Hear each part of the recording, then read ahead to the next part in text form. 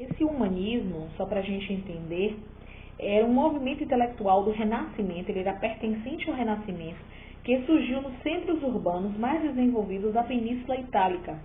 O humanismo ele era voltado na busca do conhecimento do ser humano e da sua natureza por meio da investigação, da observação, da crítica, a valorização da razão e o raciocínio lógico, né? Então, eram esses pontos que o humanismo se centralizava.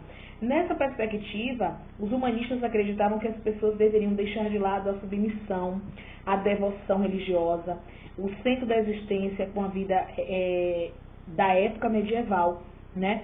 Eram dois pontos que chegavam diretamente à Igreja Católica, que era o laço da submissão e a devoção religiosa. Numa postura ativa, incentivava a observação de usufruir o mundo e o seu tempo. Assim, em substituição à visão teocêntrica, os humanistas defendiam o antropocentrismo, que coloca o ser humano como centro do universo.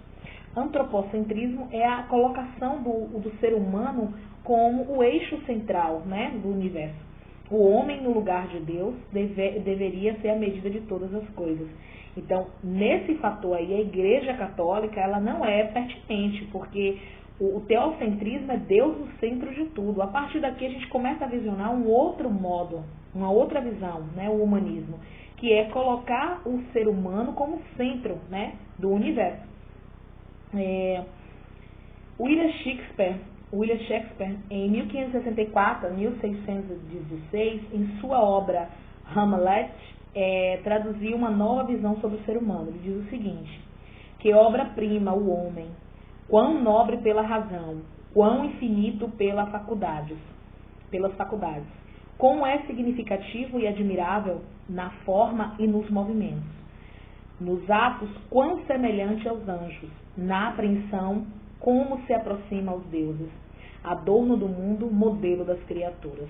E essa relação tem uma conduta muito próxima a essa imagem aqui, né, que mostra Adão, né, uma pintura de Michelangelo na tela, como se ele tivesse direcionado a Deus de uma forma bem sucinta, né, bem direcionada mesmo, como se ele tivesse uma aproximação a Deus. É essa visão do humanismo que é centralizada, né, dentro do renascentismo.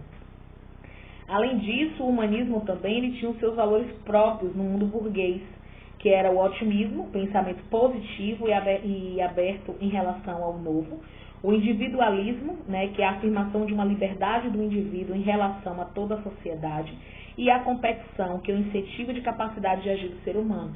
Então, o humanismo ele tinha, além dos valores em relação à razão, ao raciocínio lógico, ao antropocentrismo, ele tinha características desenvolvidas desse mundo burguês, que era o otimismo, a forma de pensar sempre positivo, né? O individualismo, eu sou único, o ser único, né? E tenho uma liberdade em relação à sociedade. E a competição, que era uma relação da minha capacidade mediada ao outro. É importante também ressaltar que os humanistas eram ateus, né? Eles não tinham religião, eles não acreditavam em nenhum Deus, né? É bem direcionado esse pensamento quando ele é centralizado, porque você consegue entender a perspectiva de um pensamento direcionado, né?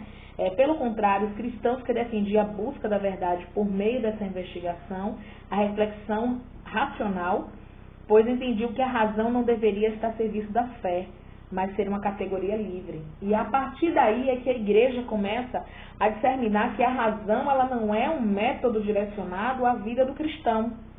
A razão ela não tem que ser pertinente, ela não tem que estar a serviço da fé, ela é uma categoria fora, uma categoria de observação fora.